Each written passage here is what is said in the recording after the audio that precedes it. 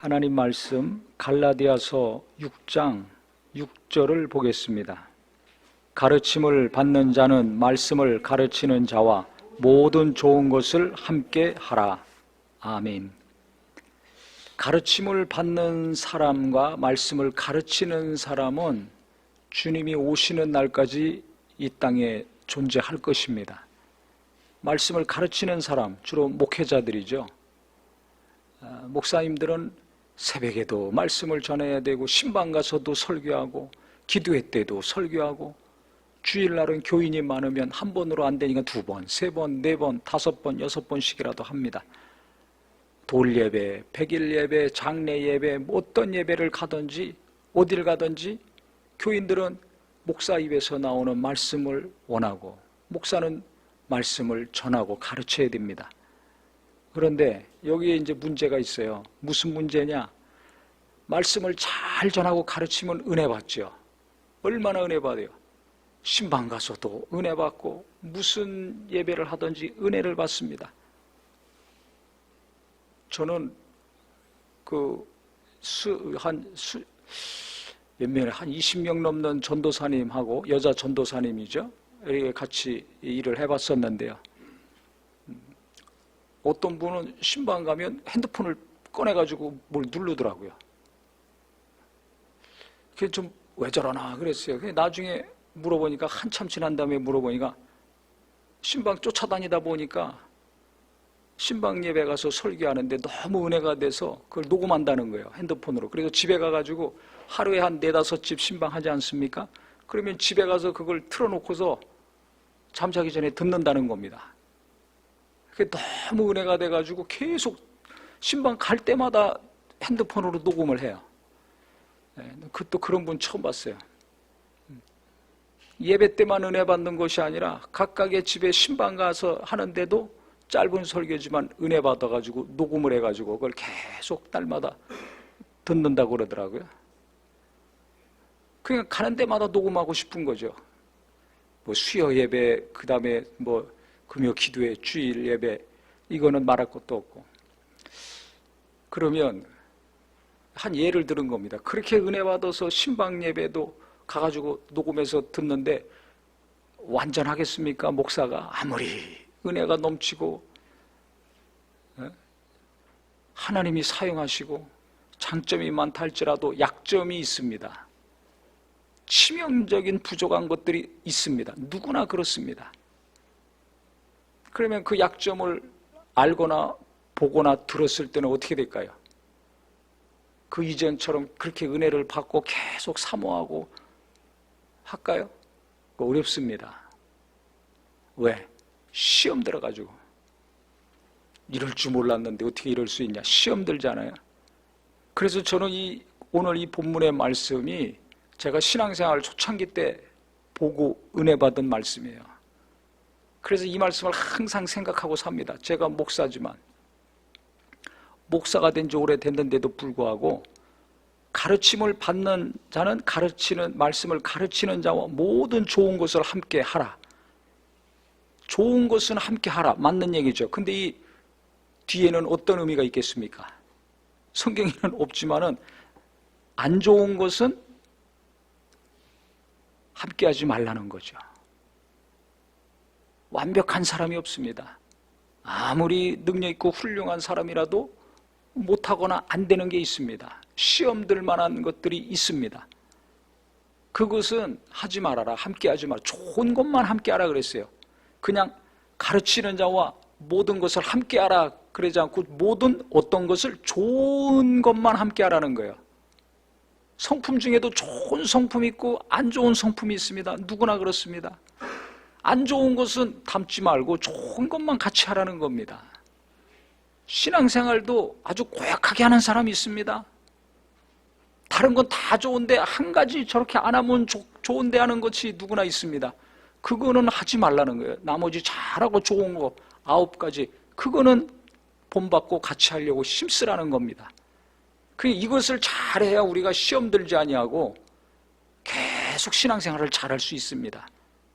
그게 사람을, 인간을 잘 이해해야 된다고 그랬죠. 근데 사람을 이해하지 못하면 인간이 근본 죄인 아닙니까? 의인은 없나니 하나도 없어요. 아무리 설교 잘해도 죄인이에요. 은혜로 구원받은 겁니다. 그 사람도. 아무리 능력이 많이 나타나도, 아무리 성품이 좋더라도 죄인입니다. 아무리 구제를 많이 하고 목숨을 다 내던진다 할지라도 죄인입니다. 은혜로 구원받은 겁니다. 믿음으로 구원받는 겁니다. 그러니까 인간은 기본적으로 죄인이다. 의인은 있을 수가 없다. 이것이 정리가 잘 돼야 됩니다. 그래서 성경은 뭐예요? 회개하라는 거 아닙니까? 누가 회개합니까? 본인이 자기가 죄인인 것을 인정하고 깨닫는 사람이 회개하는 거예요. 돌이키는 겁니다. 난 성품이 좋은데 돌이키기 어려워요. 나는 순하게 살았는데 돌이키기 어렵습니다. 나는 모범생이야. 죄 지은 게 없어. 지각 한 번 안 했어. 회개하기 어렵습니다. 이 사람들. 왜? 뭐 잘못한 게 별로 없으니까.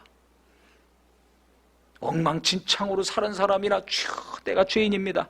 왜? 하도 지은 죄가 많아가지고. 그런 사람들은 도리어 회개하기 좋아요. 그리고 성경에 또 보면 창기와 세리들, 당시 아주 극한 죄인이라고 했던, 취급받던 사람들, 자기들도 죄인인 거 알아. 그 사람들이 더 예수 잘 믿었잖아요. 더 돌이키는 걸 잘한 겁니다. 행위로 볼 때 약점이 없는 사람들, 거룩하다고 생각했던 사람들은 속은 시꺼멓게 썩었지만, 타락했지만 행위로는 흠잡을 게 없잖아요. 그 사람들은 회개하지 못했습니다. 끝까지 예수를 배척하고 죽여였습니다. 바리새인들, 사두개인들, 서기관들, 율법사들, 제사장들. 지금도 마찬가지예요. 행위로 거룩하고 흠이 없는 사람들은 예수 믿기 어려워요. 회개하기 어려워요. 은혜 받기 어렵습니다. 교회 나와도 그 사람들은 진심으로 거듭나기 어렵습니다. 왜? 앉아서 다 판단하고 있어요. 아이고, 저게 목사야? 저게 장로야? 저게 집사야? 내가 저 사람 다 알아. 직장에서 어떻게 하는지, 사회에서 어떻게 하는지. 근데 교회 오니까 또 뭐 완장 하나 찼다고 뭐 열심히 한다고 저러는데, 저 나가서 무슨 짓 하는지 내가 다 한다고. 그 아내가 얼마나 속 썩는지 내가 다 안다고. 동창에서 소문이 다 났다고. 저는 직접 들은 얘기예요.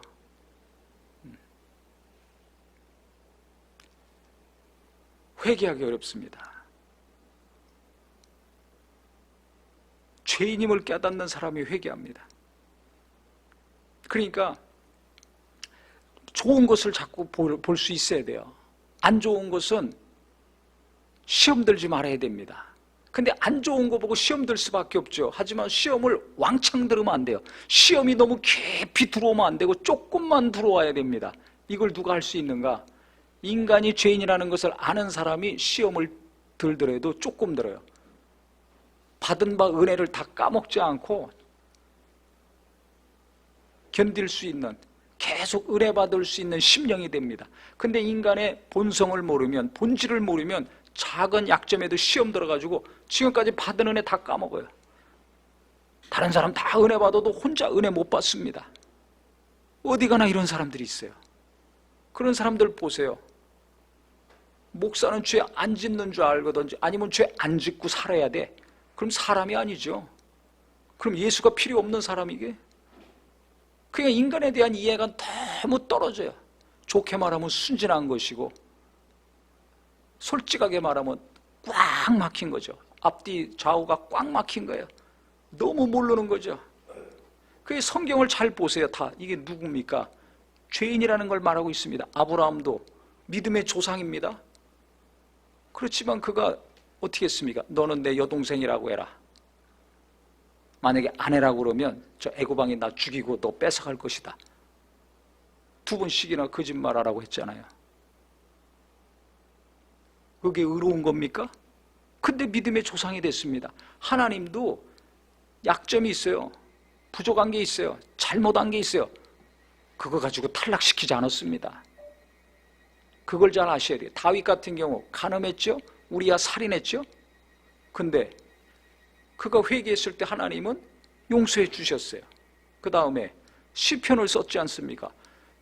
교인들이요, 마음이 어렵고 힘들 때 시편을 제일 많이 봅니다. 얼마나 은혜를 많이 받는지 모릅니다. 아니, 가늠한 사람이 쓴 건데 살인자가 쓴 건데 어떻게 은혜 받습니까? 왜 은혜 받습니까? 시편 성경에서 빼야 됩니다. 이렇게 간음하고 살인한 자가 쓴 거를 어떻게 성경에 포함시킵니까? 데모하고 막 난리 쳐가지고 빼야 되지 않습니까? 그런데 지금까지 아무 얘기 없습니다. 알아야 됩니다. 예수님 족보에 4여인 있죠. 올 초에서도 설교했지만 여자 4명 나옵니다. 기생나합, 지금으로 얘기하면 창녀예요. 몸 팔아서 먹고 사는 여자입니다. 어떻게 그런 사람이 예수의 족보에 들어갑니까? 룻, 이방 여인입니다. 가난합니다. 과부였습니다. 전략적으로 보아스 옆에 접근해가지고 같이 살게 된 사람입니다. 시어머니를 모시는 효심은 특심이었죠. 이방 여인인데 어떻게 예수님 족보에 들어갑니까? 왕의 족보면 집안도 좋고 문벌도 좋고 가문도 좋고 뭐 좀 있는 게 있어야 되잖아요. 아무것도 없어요.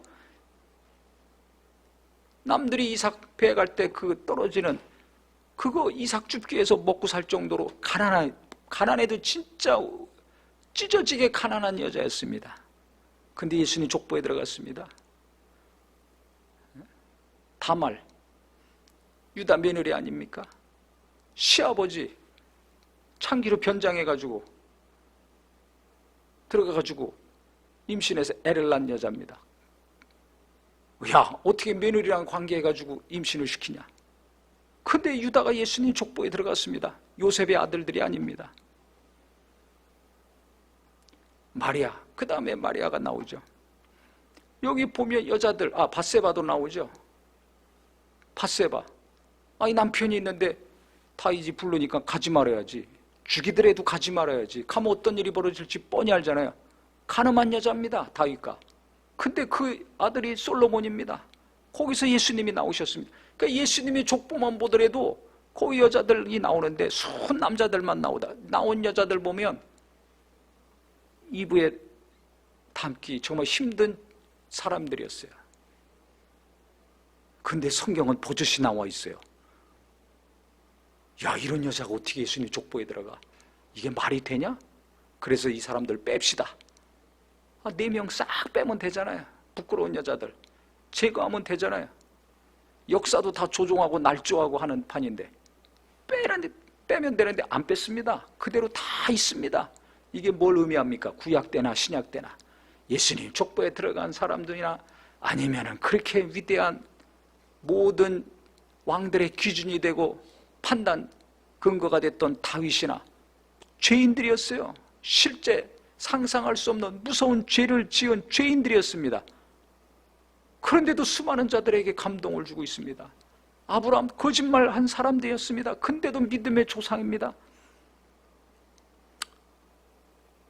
모세도 사람 죽였잖아요. 자기 화를 다스리지 못해서 애굽 병사 죽였잖아요. 살인자입니다. 범법자입니다.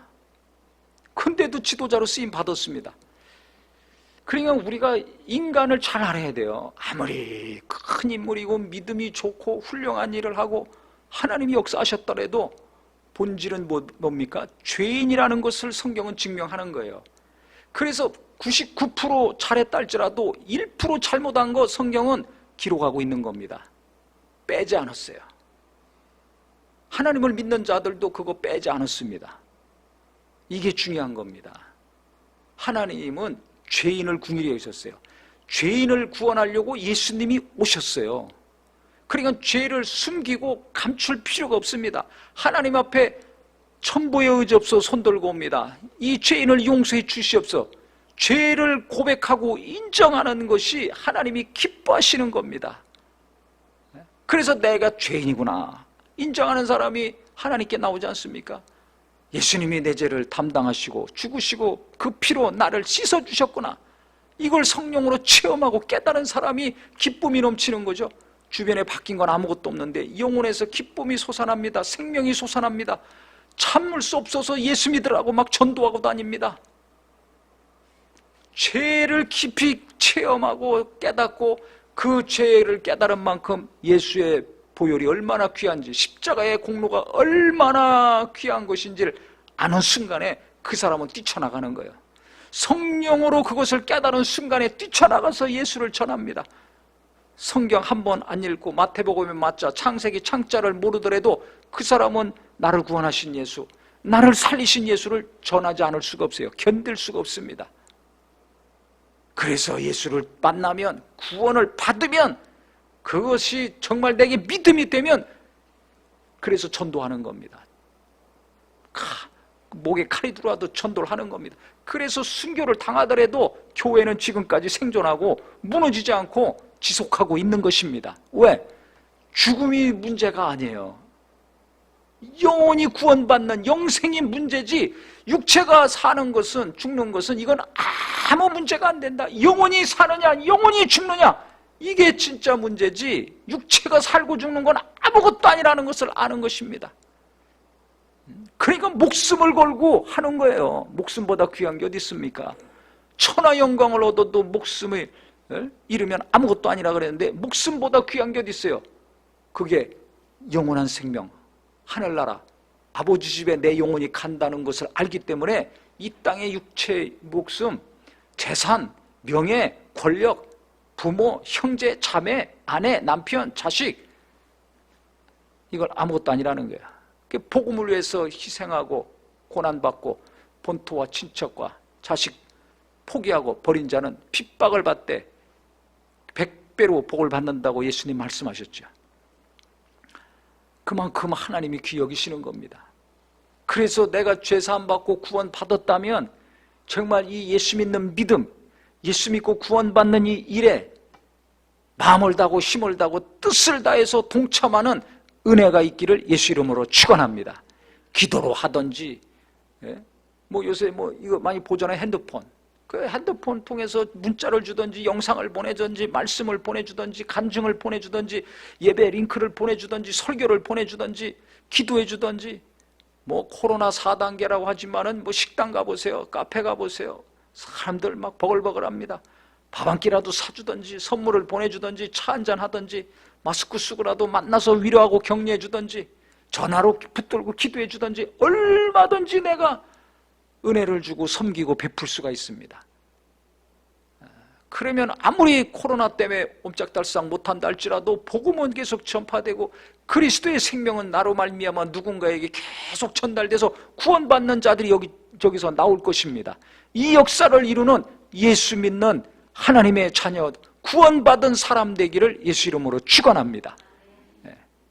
그러니까 인간이 죄인인 것을, 이것을 잘 알고 성경을 제대로 본 사람은 누가 무슨 일 했다, 누가 어땠다, 어떤 목사가 어떻고, 어떤 장로가 어떻고, 어느 집사가 어떻고 별 충격 안 받습니다. 아, 죄졌구나, 다윗과 같이 죄졌구나, 아브라함같이 또 거짓말했구나. 하지만 중요한 건 그 다음에 그 사람이 회개했느냐 안 했느냐, 그게 중요하지. 그걸 보는 거예요. 범죄한 사실이 중요한 것이 아니라 그 이유가 중요합니다. 그 다음에 회개했느냐 안 했느냐를 봅니다. 근데 인간에 대한 이해가 없으면, 뭐 잘못했으면 그것이 그냥 충격이에요. 그래서 그냥 나가 떨어져. 교회도 안 나가. 이건 너무 모르는 거죠. 이런 분은 한 사람도 없어야 됩니다. 성경에서는 모든 좋은 것을 하라 그랬어요. 너도 죄인, 나도 죄인. 모두가 죄인이에요. 그러니까 그 다음에 죄를 졌다면, 실수했다면, 넘어졌다면 그 다음에 회개했느냐 안 했느냐, 이게 중요한 거예요. 포인트가 달라야 됩니다. 근데 잘못했어. 다윗이 왜 훌륭한 왕입니까? 금식하며 회개했잖아요. 나단 선지자가 와서 책망했을 때 금식하며 회개했습니다. 그러니까 하나님이 밧세바를 통해서 솔로몬을 주시고 그가 왕이 된 거예요. 그래서 예수의 족보가 이어갑니다. 누구나 범죄할 수 있어요. 누구나 실수할 수 있어요. 하지만 그 이후에 얼마나 애통한 마음으로 회개했느냐, 얼마나 가슴 아프게 회개했느냐. 진정으로 회개하면 그 범죄가 반복되지 않죠. 더 거룩하게 되고, 더 겸손하게 되고, 더 하나님을 잘 믿는 사람이 됩니다. 그런데 회개하지 않으면 반복합니다. 우리도 그렇잖아요. 이거 잘못한 지 뻔히 알면서 계속 반복되는 거 있죠. 그 진심으로 회개 안 해서 그래요. 입으로만 하지. 진짜 회개하면 반복이 안 됩니다. 가끔 하든지 아니면 싹 없어지죠. 어느 날 술이 싹 끊어지고 담배도 싹 끊어지고, 이게 실제 일어납니다. 그게 제대로 된 거죠. 가늠하던 사람이 정말 다시는 가늠 안 하고, 방탕하게 살던 자가, 탕자같이 살던 자가 돌아와서 정상적인 삶을 살고, 이게 제대로 된 회개 아닙니까?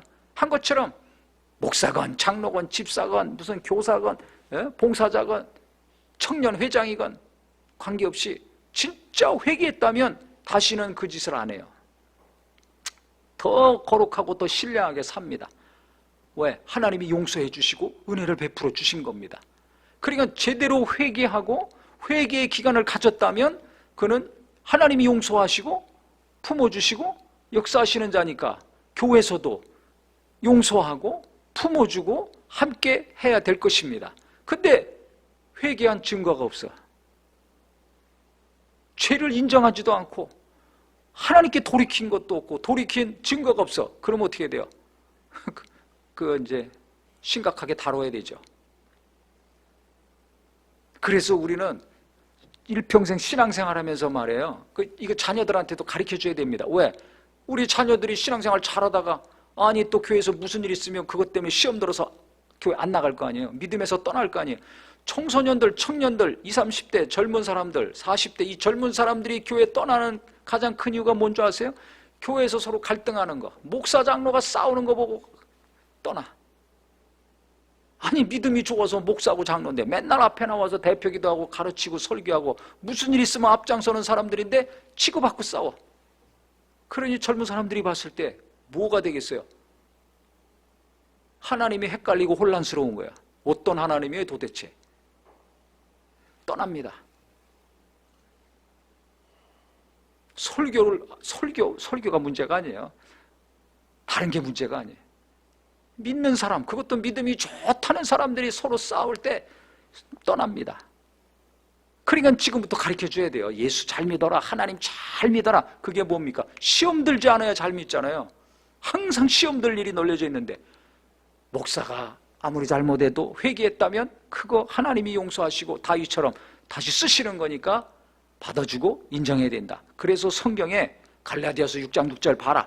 말씀을 가르치는 자와 모든 좋은 것을 함께 하라 그랬지. 아무리 잘못해도 다른 잘하는 거 있으면 그거 배워서 하고 잘못하고 있으면 너는 그거 시험 들지 말고 나는 저렇게 살면 안 되겠다. 저렇게 신앙생활하면 안 되겠다. 저렇게 교회를 섬기면 안 되겠다. 배워서 그거 하지 말아라. 누구한테나 배울 것이 있고 배우지 말아야 될 것이 있습니다. 그래서 목회자나 교회 중진들이나 봉사자들 보면서 배워야 될 것만 눈에 쏙쏙 들어오고 배우지 말아야 될 것은 시험 들 것이 아니라 나는 저렇게 하지 말아야 되겠다고 교훈이 되는 귀한 마음과 생각이 돼야 될 것입니다. 그래야 이 사람 때문에 시험 안 들고 저 사람 때문에 시험 안 들고 이 사람한테는 이걸 배우고 저 사람한테는 저걸 배워서 나는 갈수록 더 좋은 그리스도인이 될 수 있을 것입니다. 잘하는데도 그 조그만 약점 때문에 시험 들어. 이 사람은 이래서 안 돼. 저 사람은 저래서 안 돼. 저 목사는 저래서 안 돼. 이 목사는 이래서 안 돼. 그 조그만 약점과 부족한 거, 연약한 그것만 눈에 들어와서 그것 때문에 시험 들어가지고 다 안 된다는 거예요. 그럼 이 사람은 1년 360일 시험 들어 있습니다. 어떻게 은혜를 받습니까? 어떻게 신앙생활 합니까? 자기 안에 시험으로 꽉 차니까 나도 살기 어려워요. 너무 가슴이 무겁고 머리도 무거운 거예요. 숨쉬기도 어렵죠. 이런 불쌍한 심령이 없기를 주의 이름으로 축원합니다. 그래서 우리는 누구를 만나든지 어디 가든지 다 장점이 있고 단점이 있어요. 장점은 자꾸 배우려고 그러고 닮으려고 그러고, 단점은 내가 저렇게 하면 안 되겠다. 속으로, 입으로 막 떠들고 다니지 말고 속으로 저러면 안 되겠다. 내가 도리어 기도해 주든지, 기도 안 해줄 거면 입 다물고 나는 저렇게 하지 말아야지 하시기를 바랍니다. 그게 내가 사는 비결이에요. 내가 시험 안 들고 계속 은혜를 보존하고 믿음을 보존하고 계속 성장하고 발전할 수 있는 비결입니다. 그래서 저는 이 말씀 너무 좋아해요. 모든 좋은 것을 함께하라. 좋은 것만 함께하고 안 좋은 것은 하지 말아라. 본받지 말아라. 좋은 것만 생각하고 너무 시험 들지 말아라. 시험 들더라도 조금만 시험 들어라. 그래서 우리는 어디서 누구를 만나고 무엇을 보고 듣든지 간에 너무 시험 들고 충격받을 것이 아니라 위에서 기도해 두든지 아니면 시험 조금만 들고 좋은 장점들만 배워서 갈수록 하나님이 키우시고 귀하게 사용하시는 일꾼들이 되기를 예수 이름으로 축원합니다. 기도하겠습니다.